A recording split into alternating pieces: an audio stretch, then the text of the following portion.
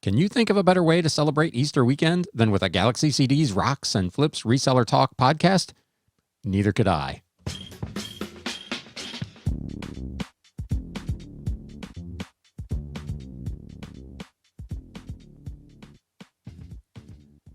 Hey, what is up, Galaxians? Welcome to an Easter weekend episode of the Galaxy CDs, Rocks, and Flips Reseller Talk podcast. I hope you have a great holiday weekend.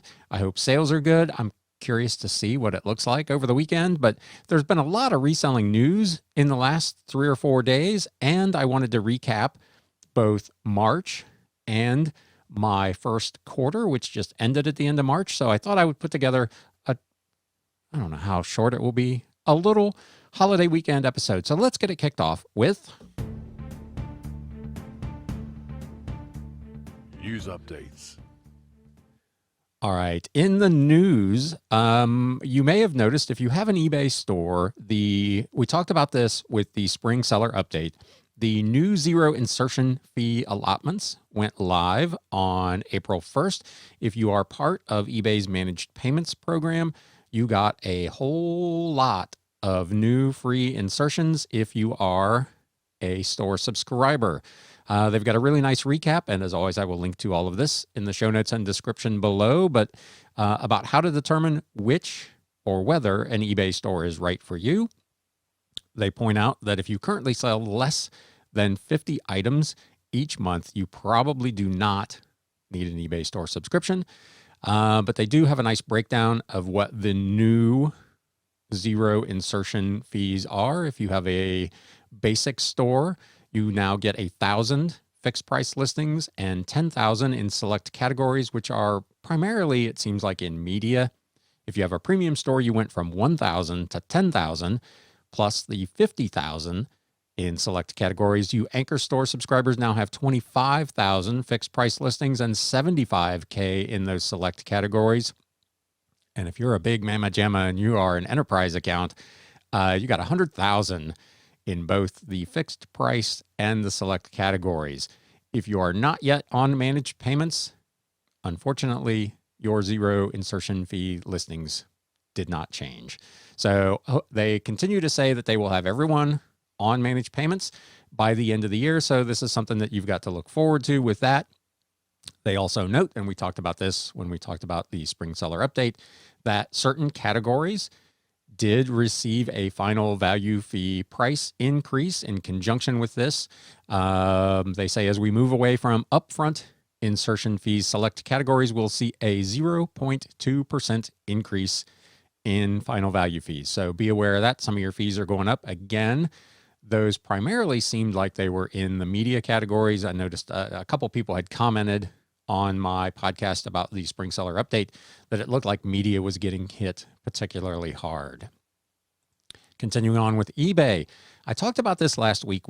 I mentioned that Poshmark had added videos to their listing flow and that eBay had talked about the potential of doing that with their listings. They have now, in fact, published a blog post introducing seller videos on storefronts and item pages. We're continually, that was bad. We're continually working to give you a modern, feature-rich platform that helps you engage buyers and grow your sales on eBay. As part of this effort, we're introducing video capability for listings and storefronts. Over the next few months, you'll start seeing videos on select view item pages, and storefronts will continue to expand these new video capabilities to more sellers throughout 2021. These videos initially will be visible to buyers on the eBay app only and will eventually expand to both the desktop and the mobile web version. So be on the lookout for that. I have not seen any indication that I can add videos yet to any of my listings. If you've gotten a notice that you can add video to any of yours, let us know in the comments below. Or if you're listening to the podcast, shoot me an email at galaxycds@gmail.com. In the news with Amazon, this probably isn't really directly reselling related, but Amazon is being sued. Once again, an Illinois independent bookstore has sued Amazon and select book publishers for what they deem unfair business practices. bookstore in Evanston is the lead plaintiff in what is a class action lawsuit against Amazon and the 5 biggest book publishing companies over what she says are unfair business practices. The lawsuit alleges that Amazon and these publishing companies engage in price fixing by intentionally inflating prices and controlling book sales to discourage bookstores from competing with Amazon. I don't sell new books, and obviously I don't have a retail store. If you're a big bookseller, are you selling new books? Do you have relationships with any of these publishers or vendors, and what's your experience with that vis-a-vis Amazon? Bookends and Beginnings is the name of the store. Nina Barrett is encouraging other independent bookstores to join this complaint because it is a class action suit. It alleges that Amazon has worked with these 5 publishing houses to acquire clauses that essentially ensure that other booksellers cannot compete with the online giant, which typically charges prices lower than those listed on the book flap. Other sellers are not allowed to sell new releases earlier or any books at a cheaper price than Amazon, and publishers cannot offer lower wholesale prices to competing booksellers than what Amazon receives. These things would, of course, encourage competition in the market, according to the complaint. These clauses, which control the price point at which the plaintiffs can offer books to customers, have the intent and effect of controlling wholesale prices of print trade books and preventing competition with Amazon in the retail sale of said books. She goes on to highlight that independent booksellers also cannot offer unique book promotional materials from these publishers that are not available on Amazon, which is something that we had when I had my record store. And there were a couple of coalitions of independent record stores who negotiated with the record labels to actually offer special promotional items that were only available at independent record stores, which was a really cool thing. You saw it especially around Record Store Day, which was a big, big event where only independent record stores could participate and had all kinds of special releases. So in the music business, as dirty and nasty as the music business can be, there was a real focus on supporting independent shops. And here in the book business, it seems like it's gone completely the opposite way, and that everything is, if Amazon doesn't get it, you can't have it either, which is really interesting. You would think the publishers would like to be doing something different or something special for their small independent sellers, especially in today's climate, but that does not appear to be the case. So that'll be interesting to watch. Again, not necessarily reselling related, but anything that affects the platforms that we sell on and could affect them in any kind of adverse way, I feel like it's newsworthy. So there you go. Continuing on, there is a big push from eBay, Etsy, Poshmark, and others who have formed a coalition that calls an anti-counterfeiting bill now going through the Senate as a threat to sellers' privacy. A group of online marketplaces, including but not limited to eBay, Etsy, Poshmark, Mercari, and OfferUp, have banded together to highlight what they feel are oversights in proposed legislation called the Inform Consumers Act, which has a good premise behind it. It's aimed at cracking down on the sale of stolen and counterfeit products online. Organizations that represent big box brick and mortar retail, the Retail Industry Leaders Association, and specific retailers like The Gap and Home Depot have expressed support for the legislation in its current form. This Inform for Consumers Act, the Integrity, Notification, and Fairness in Online Retail Marketplaces, was recently reintroduced into the U.S. Senate back in March, would require high-volume third-party sellers to authenticate their identity by providing government and tax IDs, bank account information, contact information, including business address, email, and phone number. They define high-volume sellers as those that have made 200 or more sales in a 12-month period, amounting to $5,000 or more in sales. I don't know about you, but that doesn't sound like a high-volume business.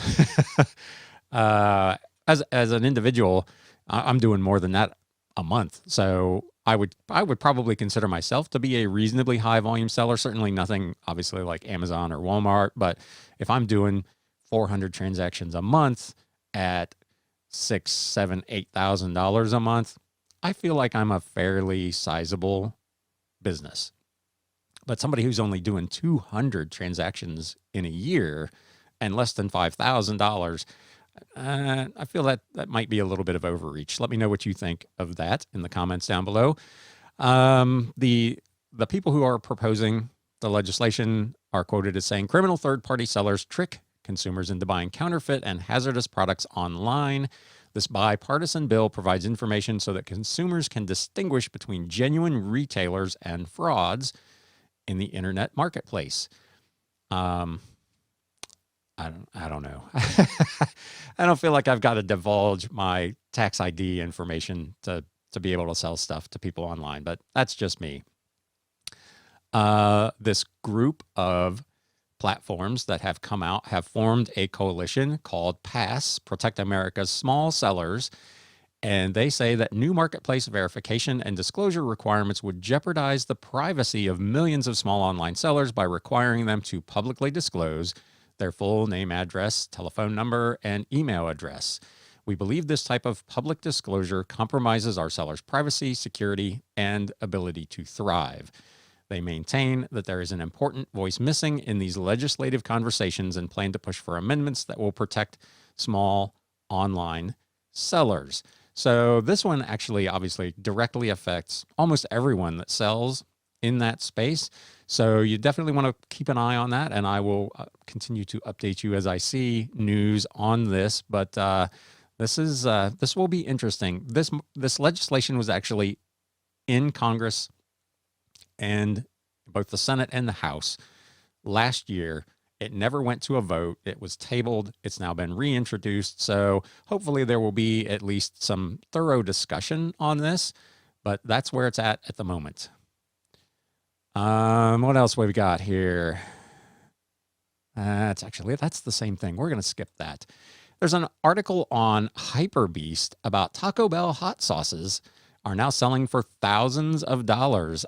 This has come up a couple times in the past when they get rid of a particular flavor or heat of sauce, but helping prove that just about anything can be sold, eBay now has Taco Bell hot sauce packages reselling for thousands of dollars. Aside from 50 and 100 pack lots, some of the fast food chains' free condiments are being sold for exorbitant prices. One standout is a packet of sauce that comes devoid of the usual phrase printing, listed at $24,999.99. They used the word selling. I don't think it's selling at that price, but it is definitely listed at that price. So if you got any rare and unusual Taco Bell hot sauces, apparently that's the new trading card business. I don't think so, but anyway, it's always interesting to see kind of the goofy stuff that ends up on eBay, and people just go crazy bidding on it. Last thing, over on e-commerce bites, there is a writer who wrote in, seller says eBay offers buyer money back and keep the item. I've been selling on eBay for a while, was convinced that as a seller I was protected. Not at all. Sold a perfume bottle. A little over a week later, I got an open case on eBay that says the buyer says they received the wrong item. This seller is claiming they only had one of this item. It's not a category that they normally sell in. So usually if I have a return request, they say I just accept it and keep my 100% feedback. Usually it involves accepting the return, waiting for the item to come back, and then the release of the funds. In this case, I noticed something was wrong. The only options I had were challenge the dispute or refund the buyer. What happened in this case was that the buyer filed a complaint with the payment company, with the credit card or with PayPal, a charge dispute, rather than an actual item not as described claim on eBay. eBay seller protections do not apply to payment disputes. You could argue that they probably should, but they don't. And as with this, there seems to be a lot of confusion about that matter. There's also the point of the $20 fee that for some reason a lot of sellers were not aware of. If you challenge a payment dispute and are found to be in the wrong and lose the dispute, they will charge you a $20 dispute fee for that whole process. So technically, I guess this is kind of a loophole for buyers. If they find out that they can file a payment dispute, they have an opportunity potentially to be able to keep the item and get their money back if you lose the payment dispute. Now, I see a lot of messages on the various message boards and on Facebook groups and whatnot, people claiming they've never won a chargeback dispute that has come up on eBay. I've had two, and I won both of mine. So I don't know. Obviously, individual results may vary, and it's all anecdotal, but I don't think that this is, at the present time, as huge of a problem as people make it out to be. Obviously, the internet is always full of all the negative stuff.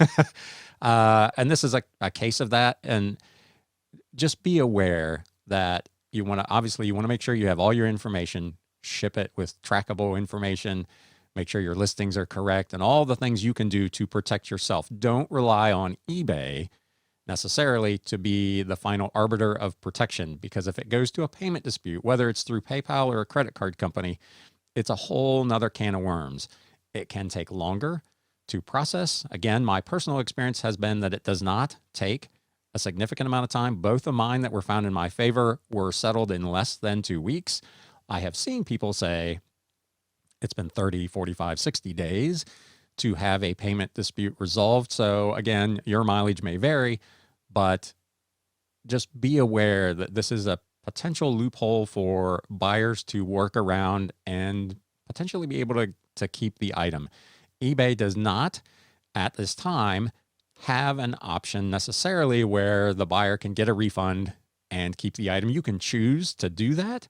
And we talked about this a few episodes ago, where big retailers, Amazon, Walmart, have that option where it's just not economically viable for them to take the item back, restock it, try to resell it, or whatever the case is, and they just let you keep it. I've got a cable sitting over here on the shelf that I bought that I didn't need. When I sent for a return for Amazon, Amazon said, just keep it, and gave me my money back. So that is actually a formalized policy. You as a seller have the option to do that. But as far as I can tell, other than in a payment dispute, eBay's not pushing that just yet, I say.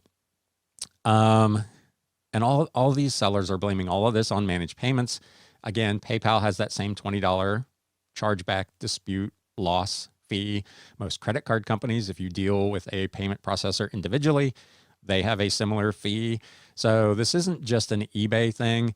And the threat of moving your business to another online reseller is not going to get you around this. If the buyer rather has paid with a credit card, they can file a payment dispute with their credit card company, and you're going to be on the hook. So protect yourself, do everything in your power to make sure that your listings are right and accurate. And every now and then, again, we talk about this on this channel pretty regularly, some of these things are just the cost of doing business. You're going to run into a scammer or someone who's trying to pull one over on you, and you just got to kind of eat it and move on with life.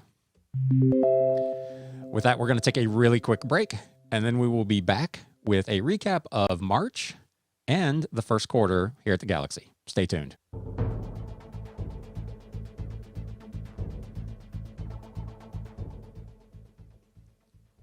So March is in the books, and it's time to recap the month. I normally do this in the midweek recap, but because I wanted to talk about both March as a month and the first quarter of 2021, which is now behind us, I decided I'd go ahead and stick that in this episode. So on Wednesday, we just have the normal weekly business recap. So for the month of March, I did 380 new listings to eBay. My goal for the month was 500. Mid-month, I kind of shifted my priorities, and I decided I wanted to do this cross-listing project that we've talked about if you've been playing along at home. So I fell a little short of my goal, but still 380 new listings to eBay. Not too bad. That left me at the end of the month with 6,425 active listings over on eBay. The cross-listing project that I just mentioned, in addition to new listings to Mercari, I managed to transfer or new list 1,650 items over to Mercari, which left me with a total on Mercari of 1,765. So not too shabby. Sales for the month. It turned out to be my second best month ever, which February, just last month, 2 months ago now, was my second best month ever until now. So March was fantastic. $7,222.26. The Westchester Antique Center had its worst month in the 3 months I've been over there, $110.36. I owed them some money this month, so not ideal, but still ahead of the target when I did that video and that podcast several months ago about choosing to do an antique booth rather than a storage unit. My goal was to be able to spend less than $80 a month out of pocket to be able to get some of the stuff out of my house and my garage and have it somewhere else. My total owed for the month was like $62. So I'm still achieving my goal. It's not profitable per se, but it's helped me achieve some other things. So I'm still reasonably okay with that. Bonanza, $184.28. Mercari, $393. eBay, $64.24.51, and various other either a live in-person sale or sponsorships, affiliate income, totaled $110.11. So obviously my business is very heavily skewed towards eBay, but those other venues accounted for a little over $800 total.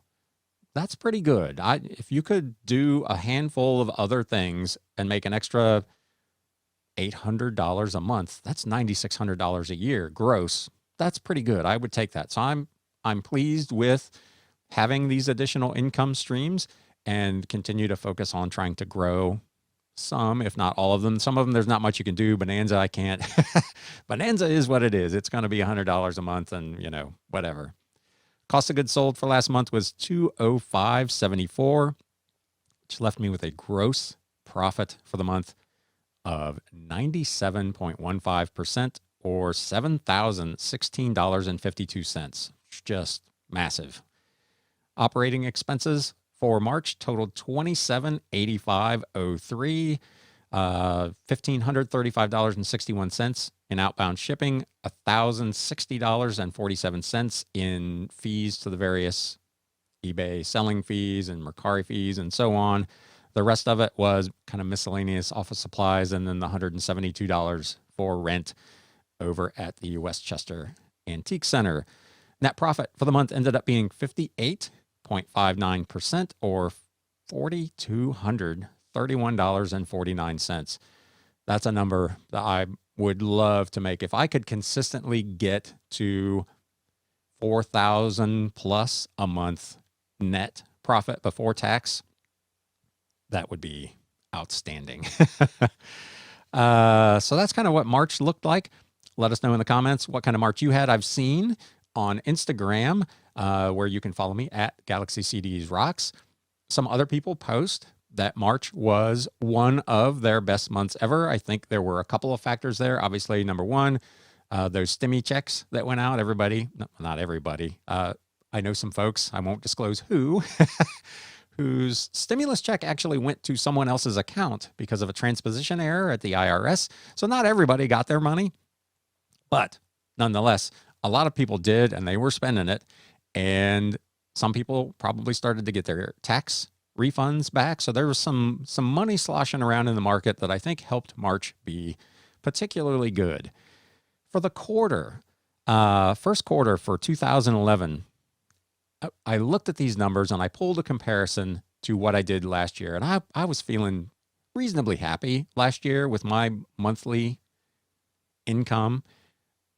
2021 blew away what I did in 2020. So for the quarter, $20,011.30 gross, which was an increase from last year of 37%. Just phenomenal. I don't expect, I've talked about this before on this channel. There comes a point where you can't continue to post exponential growth like that. And I would expect that this will start to level off as my inventory levels kind of get consistent and I'm not adding thousands of new items every quarter.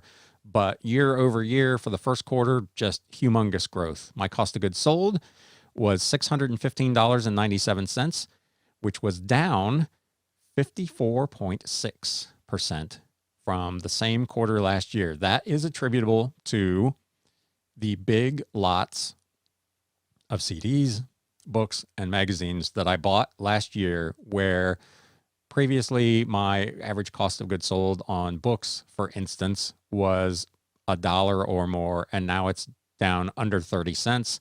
CDs was closer to $1 a piece. Now it's like 8 cents. So I've got these massive, massive amounts of goods that I own for pennies on the dollar, which has drastically reduced my cost of goods sold.